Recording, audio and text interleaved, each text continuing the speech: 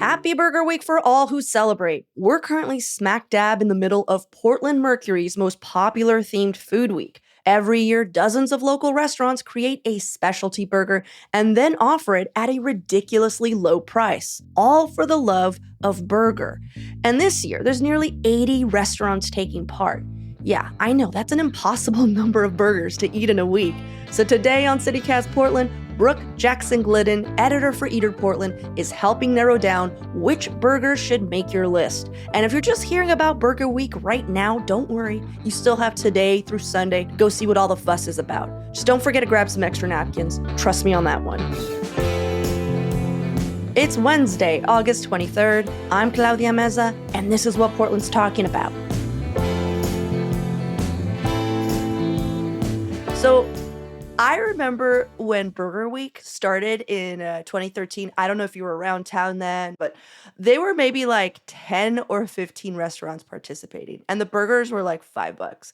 And I just looked, and there's something like 76 places that are listed this year, which is cuckoo bananas. Yeah. And it's like $8 for a burger, which is still a great deal. But are there any restaurants participating that you're particularly excited for? Yeah, for sure. So, okay. This is another one of those things where I have like a big throat clear about like talking burgers. So, because I think there's like the traditional kind of person who's like, I want a smash burger. I want like, you know, the crispy, cheesy melting into the lacy sort of, you know, there's that vibe. And then there's like a big burger covered with stuff, which I feel like the big burger covered with stuff is what I think of as like a Burger Week burger. Like they're always putting something wild on it. Yeah, because it's the specialty burger. Right. I noticed that Abigail Hall is participating this year, and historically their burger has been one of my favorites in town. I just think it's like when I like close my eyes and picture a burger, that's the burger I think of. It's just like a beautiful, sort of stacked guy. It has the shredders and everything. I really love that burger. Their Burger Week burger is more of a smash burger than I think their typical one is. They're using a Wagyu beef with it though, which I think is particularly fun. For $8? I know, right? So yeah, they're going all out, and it's like it's such a pretty space. I don't know. It seems like a fun place to do it. Something I like about these sorts of weeks is like they might get you into a place that you might not usually go. Mm-hmm. Yes, exactly. So I like having an excuse, you know, to go to one of these places.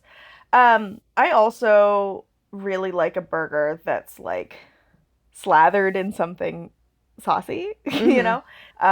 So Burger Stevens, their burger, this is like sounds trashy in a way that I just adore, you know? It's like a queso burger, and it's just like straight up nacho cheese queso. You know what I mean? Just slathered all over there. I think like that feels very fun to me. And they're putting like chilies in with the patty, which I think is fun if you like spice. Oh yeah, I think I looked through pretty much any burger that's like we're gonna have hot chilies or we're gonna roast chilies and put on the burger. I'm like, yeah, I want that. That's the one for sure. And that's also true of I think Grand Fur is also doing like a hatch chili slathered cheesy monster with like probably like Fritos or something on it. I think like again, I think if I'm eating a burger, I'm leaning into it. You know what I mean? Like I'm gonna just get messy and like, you know, let myself get really cheesy. In terms of like more inventive stuff though, stuff that like really seemed cool and different to me, Salvi PDX, they are doing a pupusa burger where instead of patties, they're two pupusas. Oh, shut up. I know. It sounds so good to me. That sounds amazing. And if you're gluten-free, it's gluten-free, but it seems like just cool in its own right. They're putting like the slaw that you often get with a pupusa, curtido, that's on the burger as well. And then the pupusas themselves also have locro in them, which is like the sort of like flour that you would eat.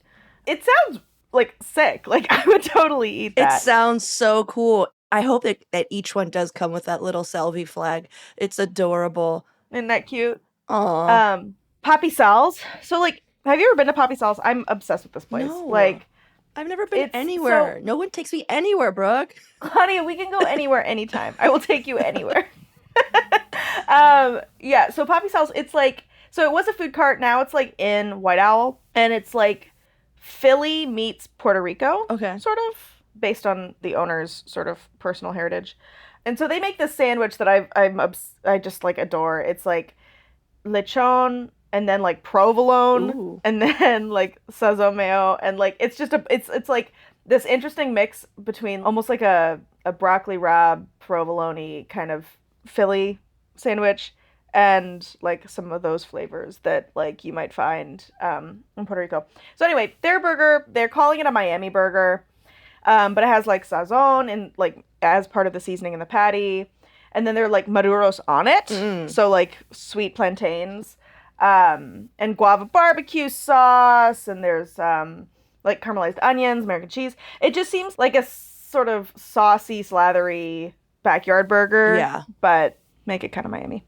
Oh, that's awesome. Well, those are a lot of those. I mean, we can't go. I just dropped it. I know, but you know what? We can't.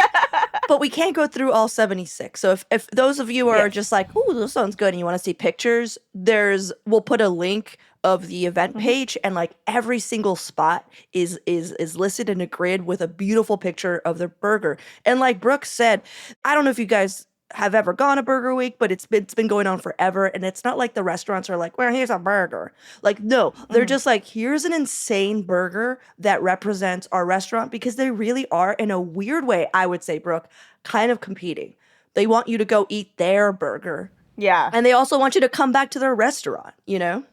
Right. I think that there's, again, like it fits into the spirit of Portland being like wanting to try weird, cool things. Like, I think people get creative. Which I think is fun. All right, well, let's take a quick break here, and when we return, more Brooke and more burgers.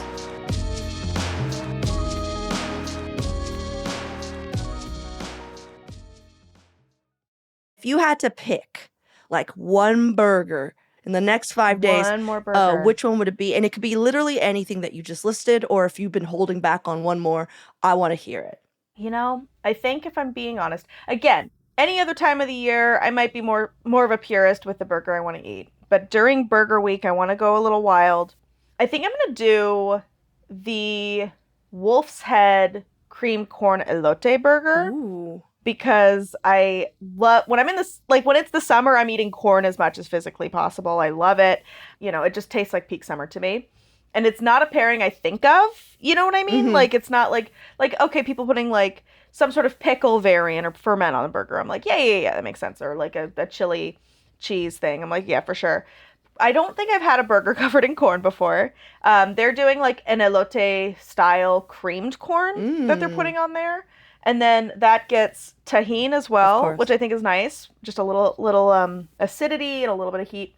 And then Flamin' Hot Cheetos. Oh, fuck off. Oh my God. Yeah. Nice. So like, again, if you're going to do the Burger Week thing, you have to lean into it. And I feel like this is probably a good one to lean into. And I like Wolf's Head burgers. I think that they have a good richness to them. I think that, again, the sweetness of the corn, that's going to work really well with the way that they do sort of a tavernesque style burger. Yeah, I will say the cream corn elote burger looks a little like messy. Like it looks like a sloppy Joe. Do you not like a messy burger? I love a messy burger. I got little hands. Oh my God, Claudia. You princess. I'm just totally like knife and forking it over there, just embarrassing everyone, just making everyone wish they weren't seeing me. You gotta get in there. Well, can I tell you the two burgers that I saw and I was like, yeah. I mean, because you named a lot of them, like, you know. I named a lot of burgers. A lot of that I was like, oh yeah, I would be into it. But there's two that you did mention that I was really kind of excited about. Sure. The Yummy Burger. I've never been to a Mighty Mo's Tanker, but it's 2 cornmeal waffles. Fun. And it's like a barbecue spice cheeseburger with, you know, cheddar cheese and some Molicious horsey crema slaw. And I'm just like, it just sounds like creamy curtido. And I was like, that's going to be good. Yeah. So I would do that. It's also, of course, you can get it gluten-free. And then there is, I just really love this name. It's like Little Spicy Bee. That's me. I identify as Little Spicy Bee. I'm not joking. I saw that and I was like, I like Little Spicy Bee. It's a Carissa Lounge burger. And when I looked at it, the reason I first thought it looked really cool is because I thought it was like tuna. And I was like, ooh, I like tuna. But it's not. It's like, it's a pink coleslaw. Oh, interesting. And the reason it's pink, it's because they use harissa for the aioli. Oh, I bet that's so good. So like secret spice rubbed burger with pepper jack cheese, Calabrian chili, and then that pink coleslaw. And I was like, oh, it's spicy. I want that. It's spicy. She's cute. Yeah. Like, she knows what she's about. Yeah. On a soft bun, because of course, they're always softies. I love that the way we're leaning into this. I think she looks, Carino Lounge is fun. That looks loaded.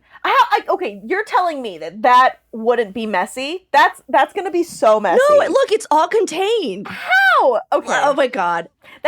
You're gonna put your hands on that and it's all gonna fall out. Oh, Brooke. I'll believe it when I see it. Are we putting money on this? Because I'm gonna eat this burger. My pinkies are gonna be so dry, so clean. The driest pinkies. I'm just roasting Claudia. It's fine. It's fine. I deserve it. I was gonna say another one that came to mind where I'm like, this either is gonna work super well, it's gonna be really gross. Okay, tell me. The Nduja, like, do you remember? Like, and do you remember? Oh, I saw that one. Yeah. It's at Pacific Standard. I'm so glad you mentioned that one. Yes. Yeah. So it's like Nduja and chicken in the patty. It's made with Nduja. That's a spreadable cured meat. It's from Italy. It's sort of like, I mean, you could think of it as like a pate, but it's not really a pate. Like, you're not really selling it to me, I'll be honest. I'm all right. You're just like, really? It's like head cheese. And I'm like, no, thank you. No, it's really good. I think it's going to be, so this is my guess, because they're saying that it's a part of the patty. I think that they put Nduja in with like ground chicken and then like breaded it. So like think like, yeah, like lots of that sort of like kind of spice character, a little of smokiness. I think like mixing that in with chicken, which is not as flavorful of a meat, I get that. It might rule. It might be so good. God dang, this is so cool. This is what Burger Week's all about. We just spent 40 minutes trying to talk about this burger.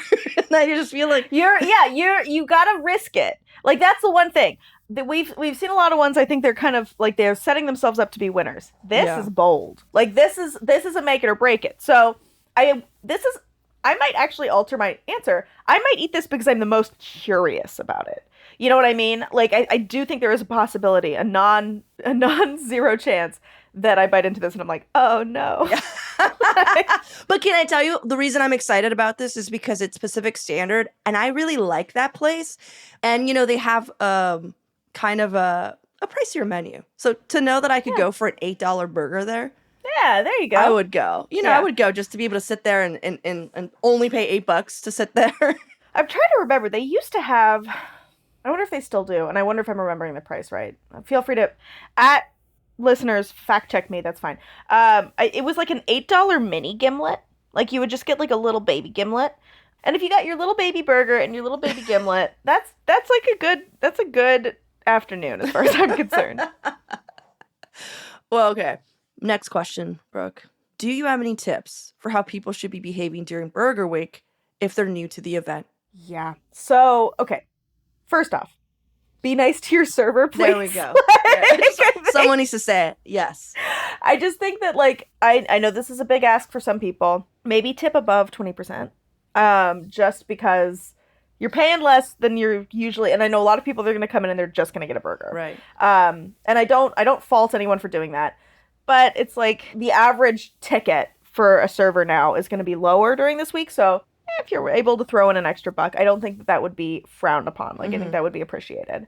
There might be waits. I would say, like, something that's fun about the way that the Merc does it is that, like, you have all of those sort of locations mapped out. Mm-hmm. So if you're like, there's a wait, having a strategic, like, plan B nearby is not a bad idea. I think creating little pathways for yourself to, like, try 2 or 3 in a little crawl, I think that's a fun way to do it. So, well, I was going to add to that, not only prepare for lines, but also they do sell out. Like, this isn't this isn't like, oh, I'm going to make so much money. Like a restaurant isn't joining this week to make a ton of money because they're basically just barely covering costs of that crazy burger they're making. They're really just like want to be part of this community, and they want you to come into the restaurant, see what it's like, and maybe come back. And like this whole week is sponsored by Jim Beam and another alcoholic provider. And some places they won't sell you the burger unless you also buy the drink, or it comes with it together, or like there's some places. And the way you could find out this useful information is go to the website, which we will link, and it will tell you all the parameters, and it will also tell you if they can make that stuff vegan or vegetarian or gluten-free. So then you have more options. So just check it out. 100%. Literally, everyone is doing this out of the kindness of their heart. I love that. I completely agree. And yes, I do think that there is also value in coming up with the ones that matter the most to you, or like that you're the most excited about, and just going to those when they open. Like just, getting that when you can. If they sell out, it's again, it might be they can't afford to buy another round of these and sell them at that same price. So, they're not doing it to make you feel bad. They're doing it because they have to run a business. Yeah. Well, I feel like every year one restaurant has a public social media meltdown about how they're never going to do Burger Week again. I'm sorry, we're not laughing at their pain. It's just that it happens. No. I feel like every other Burger Week, there's just like, you know what, guys, this just isn't worth it, And I just think it's so funny. But who do you think it's going to be this time? Just don't tell Brooke. I know you can't say it, but I was about to be like, no. But that is something I'm wondering. I'm just like, because there's 76 of them. So either A, it's going to even out the playing field of people getting hit at the same time, or we're going to have more restaurants annoyed, So we'll see. Yeah. It's interesting, though, because there is inevitably someone who is like, oh, it's not worth it. But it gets bigger every year. Yeah, so people love it. Well, Brooke, thank you so much for hanging out again, telling us your favorite things to eat. Always, anytime. And now for your microdose of news. We all know fentanyl overdoses have skyrocketed in recent years, but new data from the San Francisco Chronicle shows that Multnomah County's fatal overdose rate is nowhere near the worst in the country. It's still well above the national average, but we rank 16th behind places like Dayton, Ohio, and Milwaukee, Wisconsin. Most chillingly, Baltimore's per capita overdose rate is nearly 3 times higher than Portland's. Just for perspective. And beginning in September, patients who undergo an amputation in Oregon will be able to keep their body parts for religious, spiritual, or cultural reasons. Leaders of the Confederated Tribes of Warm Springs led the push for the legislation, noting that traditionally for their people, keeping a body fully intact is key to a smooth transition into the spirit world. For even more local news and events, sign up for our daily newsletter, Hey Portland. We'll throw a link in the show notes.